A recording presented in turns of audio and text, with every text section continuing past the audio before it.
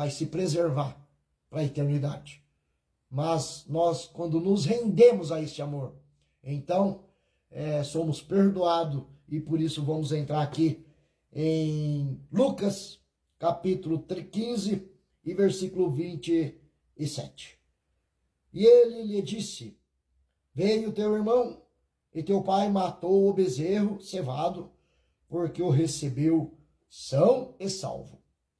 O contexto dessa palavra, lembrando que acabamos de mudar, mas faz parte do nosso aprendizado aqui hoje, né? Vamos entender o que o Senhor quer nos dizer, o que o Espírito diz às igrejas, e vamos ouvir, e vamos deixar entrar no nosso coração para que produza vida, para que essa vida nós possamos colocar em prática e assim sermos transformados por essa palavra, por esse ensinamento, por essa instrução desse dia de hoje, para o louvor do nome do Senhor, para que possamos produzir bons frutos na obra para a nossa vida, porque tudo que possamos produzir vai reverberar em nossa vida, e mais interessante, na vida dos nossos próximos. Vamos transbordar, e esse é o propósito. Esse contexto diz que um filho, né? Existia 2 filhos, um mais velho e outro mais moço. E o Senhor Jesus, nessa parábola, ele disse que um filho pediu ao pai a tua herança. E recebendo a tua herança, ele saiu para uma terra longínqua. E ele foi gastar essa herança. E ele gastou com as meretrizes, com as prostitutas, nas casas de bebedice, nos jogos, nas jogatinas. E quando ele acabou, aí ele contraiu bastante amigos quando ele estava com dinheiro. Parecido com a nossa história hoje, concorda comigo? Muitos amigos perseguiu ele e foram nas jogatinas, nas casas noturnas, beberam, farrearam, jogaram bastante, usaram ali a promiscuidade, né? As mulheres da vida. E enquanto ele tinha dinheiro, ele tinha amigo. Enquanto ele tinha dinheiro, ele tinha alegria, ele tinha bebida, ele tinha sexo, ele tinha farras, ele tinha boa conversa. Mas quando acabou o dinheiro, acabou também as amizades, se afastaram todos.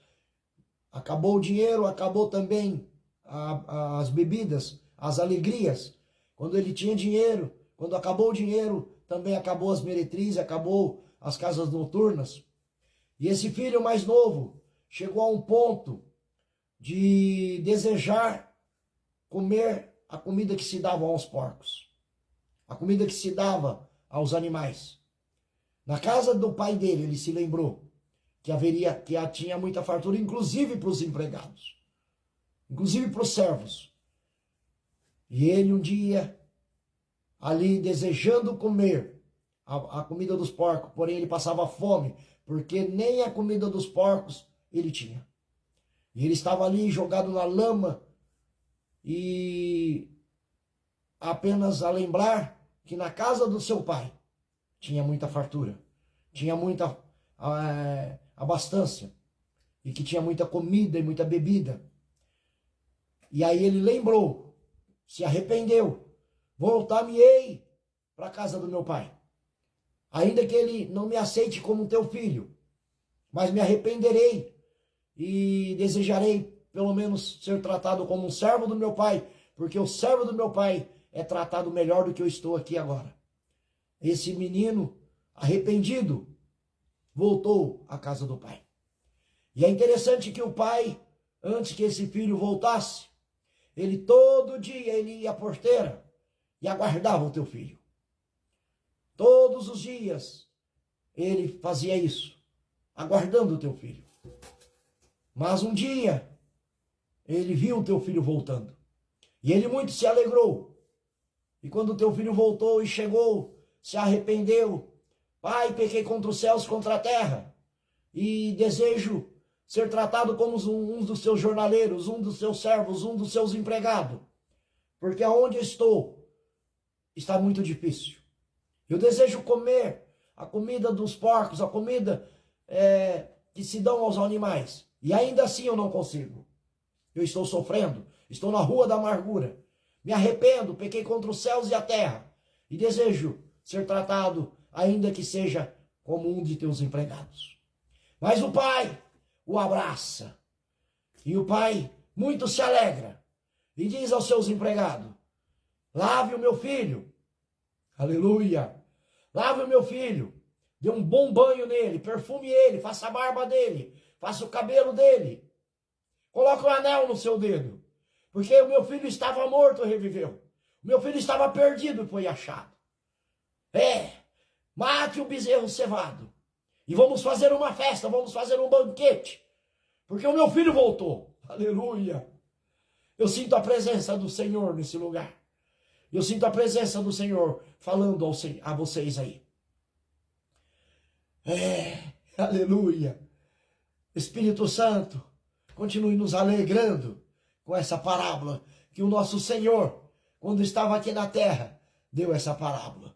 Para que possa entender você, que mesmo que você errou, mesmo que você pecou, mesmo que você falhou, quando os discípulos perguntou para Jesus: quantas vezes devo perdoar o meu irmão? E na oração do Pai Nosso: perdoa nossas dívidas, assim como nós perdoamos os nossos devedores. O quanto o Senhor, quanto tu tem nos perdoado, nosso Pai. Quanto tem nos perdoado os nossos pecados. Quão grandes foi os perdão que tem dado. E tu diz pela tua palavra em Mateus 6, capítulo 6, versículo 15. Se nós não perdoarmos os nossos, aqueles que nos têm ofendido, o Senhor sequer vai ouvir a nossa oração. Então eu perdoo aqui agora todos que me abandonam, todos que me ofendem, todos que me apontam o dedo. Eu desejo perdoar cada dia, ainda que eles não me perdoem. Eu desejo perdoar cada um, cada uma. Sim, no nome de Jesus. É o que me faz o Espírito Santo lembrar e gravar aqui nessa palavra. E ali, esse filho foi perdoado. Esse filho colocou-se um anel de honra. Esse filho foi lavado, perfumado, barba feita, cabelo feito. E o pai fez um grande banquete. Porque estava morto e reviveu. Estava perdido e foi achado. Aleluia. Quando nós nos arrependemos, o nosso Deus nos perdoa. E ele não perdoa uma. Porque ele diz para os discípulos: perdoa não 7, mas 70 vezes 7, isso por dia. Esse é o nosso dever, a nossa missão. Então, se nós, comedor de arroz e feijão, nós humanos, falhos, o Senhor diz para nós perdoar, não 7, mas 70 vezes 7, é sinal que ele vai nos perdoar, e perdoar, e perdoar. É claro que eu não quero comer as bolotas do porco. É claro que eu não quero ficar quebrando os princípios. Não, eu quero seguir aqui. Eu quero vigiar e orar, sujeitar a Deus, submeter a Deus, à vontade de Deus, aos princípios, aos leis, aos mandamentos, resistir ao diabo e ele vai fugir de nós. Isso é o que eu quero. Mas se você, meu irmão, se você servo, se você serva, foi lá e gastou tudo que o Senhor te deu e precisa se arrepender, pode se arrepender que Deus vai te perdoar. Ainda que como Davi, vai colher as consequências. Ainda que como eu perdi meu olho direito, são colher, as consequências. Mas o importante é você se arrepender e voltar para a casa do Pai. Voltar para os braços do Pai. Voltar para o amor do Pai. Porque Ele vai te perdoar. Aleluia. Um coração quebrantado. Um coração sincero. O Senhor vai perdoar quantas vezes for necessário. Mas lembra de uma coisa. Você só vai conseguir ser perdoado se você estiver vivo. Você está vivo? Você está falando? Se arrependa no pó, na cinza. E o Senhor vai te perdoar. Essa é a palavra de hoje. Não andeis ansioso por coisa alguma, mas antes o teu pedido seja em oração, em ação de graça, em súplica. E a paz de Deus, que excede todo entendimento, guardará os vossos corações e as vossas mentes em Cristo Jesus. Não andeis ansioso, porque a ansiedade é uma doença. O medo é uma doença, o medo é um espírito. Você precisa expulsá-lo. Porque quem anda com Deus, anda esperançoso, anda na fé e na coragem do Deus soberano. Seja forte, seja corajoso, tenha bom ânimo, não tenha medo de nada. Porque eu, seu Deus, se atentamente ouvir as vozes e as letras dessa palavra, no livro dessa lei, e sentado aos teus, ensinando, então eu serei o teu Deus. E onde a tua mão tocarei a minha. E prosperarei. Onde o teu pé pisar, o meu pisará também. Eu sou o teu Deus que caminhará contigo, diz o Senhor, nesse dia. Para mim e para você. Receba essa palavra no nome de Jesus. No nome de Jesus. Aleluia. Volte para a casa do Pai. E assim, como antes de terminarmos, nós vamos meditando no Salmo 119, que é um hino à palavra de Deus. E eu quero te chamar para ler Salmo 119, e hoje vamos ler o versículo 4, na sequência, né, que estamos lendo aí. É o único capítulo da Bíblia que tem 176 versículos. O hino da palavra. Salmo 119, versículo 4. Tu ordenaste os teus mandamentos para que diligentemente os observamos. Quem ordenasse os mandamentos? Deus. O nosso Deus ordena os mandamentos. E onde estão? Na Sagrada Escritura. Não matarás, não furtarás, não roubarás, não dirás falso testemunho, né? Não adulterarás. Resumiu Jesus Cristo. O Yeshua, aqueles que me amam, seguem os meus mandamentos, João 14:15, e amarás a Deus sobre todas as tuas forças, com todo o teu entendimento, com todo o teu intelecto, com todos os teus bens, e ao teu próximo como a ti mesmo. Esse resume os 10 mandamentos. Quando você ama a Deus sobre todas as coisas, então significa que você prioriza a Deus. Quando você ama a Deus sobre todas as coisas, significa que você não vai idolatrar, que você não vai quebrar as leis e os princípios, os mandamentos de Deus, né? Quando você ama a Deus sobre todas as coisas, você não vai furtar, não vai roubar. Então você vai seguir os 10 mandamentos. E quando você ama o seu próximo como a ti mesmo, significa que aquele mal que você não quer para você, não vai fazer para o teu próximo. Então você não vai mentir para o teu próximo porque você não quer que mintam para você. Você não vai roubar do seu próximo porque você não quer que roubem o seu. Você não vai machucar o teu próximo porque você não quer que te machuque.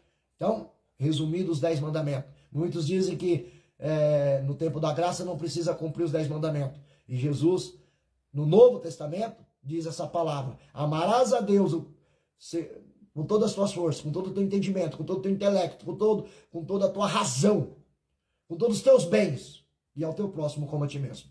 Cumpre-se os 10 mandamentos do Velho Testamento, as leis. A única coisa que não é para cumprir é os sacrifícios, os holocaustos. Por quê? Porque hoje nós damos sacrifícios de louvor ao Senhor, porque Ele já é o Cordeiro Imaculado, que já verteu o teu sangue na cruz do Calvário, quando consumou, morreu por mim e por você. Então aqui nesse versículo 4 de Salmo 119 diz, tu ordenaste, tu quem? Olha aí, letra maiúscula, Deus, ordenaste os mandamentos. Para quê? Os mandamentos é uma ordem para ser seguida, para que diligentemente, ou seja, de forma cuidadosa, de forma diligente, de forma contínua, de forma diária, os observemos, ou seja, eu, você, todos devem observar. E se observam os mandamentos, para quê? Para colocar em prática. Essa é a palavra do Salmo 119, versículo 4, para que nós possamos observar atentamente as leis do Senhor.